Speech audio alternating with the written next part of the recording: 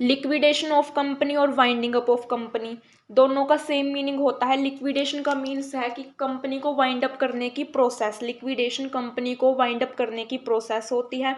यहाँ पर एक और वर्ड आता है डिसोल्यूशन। हम डिसोल्यूशन और वाइंडिंग अप को सेम टर्म लेकर चलते हैं, बट दोनों के बीच में लीगल पॉइंट ऑफ व्यू से डिफरेंस है। जो लिक्विडेशन है वो कंपनी को वाइंड अप करने की प्रोसेस है, कंपनी की एंडिंग की प्रोसेस है, बट जो डिसोल्यूशन है वो कंपनी का एंड है। जब कंपनी लिक्विडेशन में होती है, कंपनी लिक्विडेट हो रही होती है, तो हम उसे पेशेंट ऑन ऑक्सीजन मानते हैं, कि ये मानते हैं कि पेशेंट है कोई ऑक्सीजन पे है, जो पेशेंट सर्वाइव तो कर रहा है, तो यहाँ पर कंपनी सर्वाइव कर रही है। बट जो डिसॉल्व्ड कंपनी है वो एक डेड पेशेंट है, पूरी तरह से एंड हो चुकी है वो कंपनी, तो वो होगी डिसॉल्व्ड कंपनी।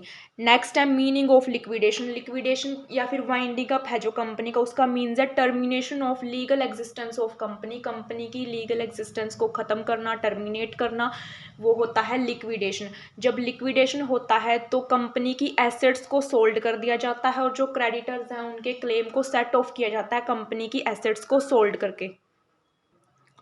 तो कंपनी क्या है, एक आर्टिफिशियल पर्सन है, कंपनी लॉ के द्वारा क्रिएट होती है एज आर्टिफिशियल पर्सन।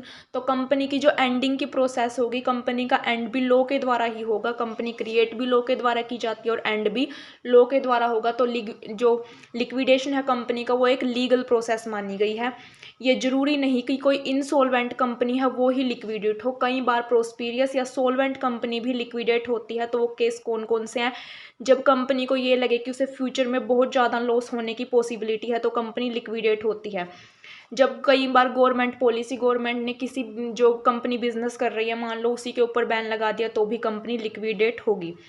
लिक्विडेटर वो पर्सन होता है जो लिक्विडेशन की प्रोसेस को या वाइंडिंग अप की प्रोसेस को कंडक्ट करने के लिए अपॉइंट किया गया है, वो पर्सन है liquidator. A liquidator is a person with the legal authority to act on behalf of company, company के बिहाफ में उसके पास लीगल अथॉरिटी होती है एक्ट करने की। To sell the company assets, company को की एसेट्स को सेल करता है। Before the company close in order to generate cash for variety of reasons, यानी कि वही क्रेडिटर्स को पे ऑफ करने के लिए या फिर कैश को जनरेट करना बहुत सारी रीजंस की वजह से, तो वो है लिक्विडेटर।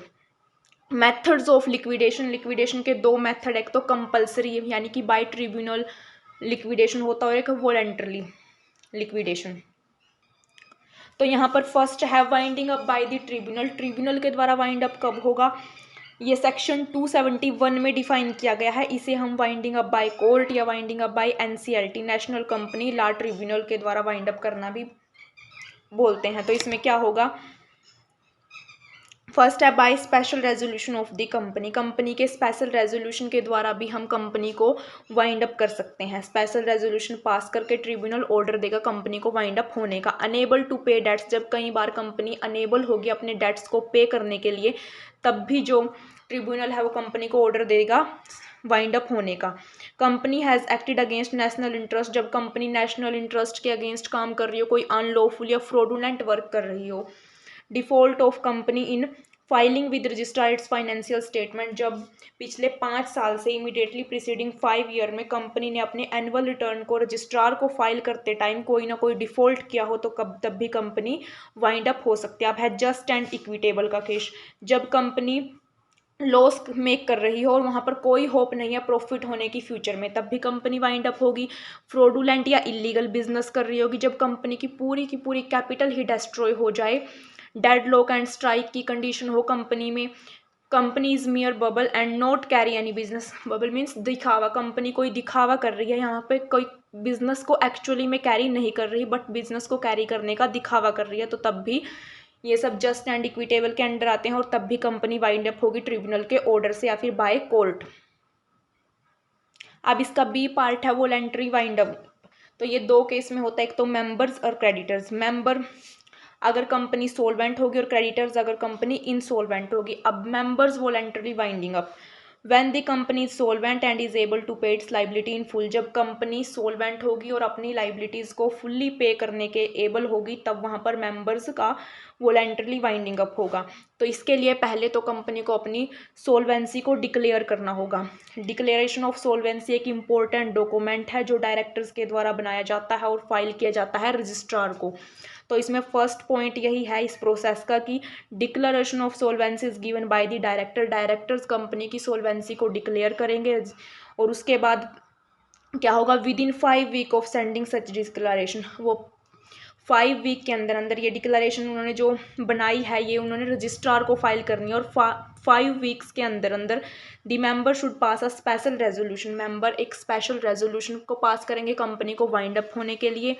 उसके बाद अपॉइंटमेंट ऑफ लिक्विडेटर होगी इसी मीटिंग में, जिसमें स्पेशल रेजोल्यूशन पास किया गया है वहाँ पर अपॉइंटमेंट होगी लिक्विडेटर की और लिक्विडेटर की रेम्यूनरेशन भी फिक्स की जाएगी।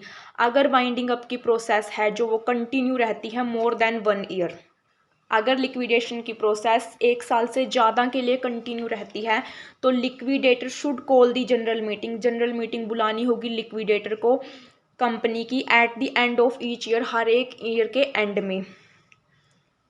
As soon as the affairs of the company are fully wound up, the liquidator should call a meeting of the company and place his full account before his meeting। जब company के liquidation की process चल रही होगी तो liquidator है meeting को बुलाएगा और जो भी उसने अकाउंट प्रिपेयर किए हैं, स्टेटमेंट प्रिपेयर किया, वो कंपनी में पेश करेगा।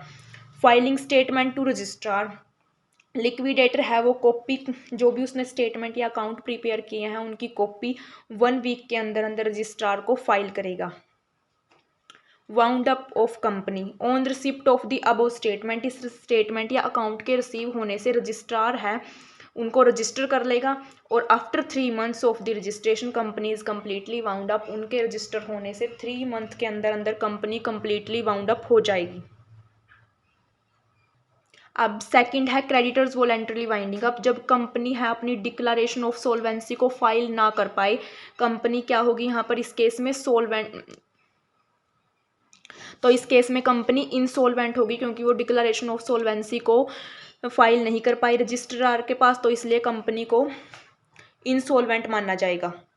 तो इसका फर्स्ट पॉइंट था कि कंपनी अपनी डिक्लेरेशन ऑफ सोलवेंसी को फाइल नहीं कर पाई और कंपनी को इंसॉल्वेंट माना गया। अब सेकंड है when the meeting of member is called, जब भी मेंबर्स की मीटिंग बुलाई जाएगी तो उससे नेक्स्ट डे को क्रेडिटर्स की मीटिंग के लिए फिक्स किया जाएगा। मेंबर्स की मीटिंग से नेक्स्ट डे क्रेडिटर्स की मीटिंग के लिए फिक्स किया जाएगा। इस मीटिंग में जो फुल स्टेटमेंट होगी एसेट्स और लाइबिलिटी की कंपनी की वो प्लेस की जाएंगी। Copy of resolution passed in this meeting is send to the registrar, जो कॉपी होगी रेजोल्यूशन की इस मीटिंग में जो रेजोल्यूशन पास किया गया है उसकी कॉपी 10 डेज के अंदर अंदर रजिस्ट्रार को भेजी जाएगी। Members and creditor both appoint liquidator in this meeting, members और क्रेडिटर दोनों ही इसमें लिक्विडेटर को अपॉइंट कर सकते हैं। अगर दोनों पार्टीज ने जो लिक्विडेटर अपॉइंट किया है वो अलग अलग पर्सन है तो जो भी लिक्विडेटर क्रेडिटर्स के द्वारा अपॉइंट किया जाएगा वही लिक्विडेटर माना जाएगा और वही अपॉइंट किया जाएगा। तो इस प्रोसेस के थ्रू कंपनी की जो वाइंडिंग अप होगी वो हो जाएगी।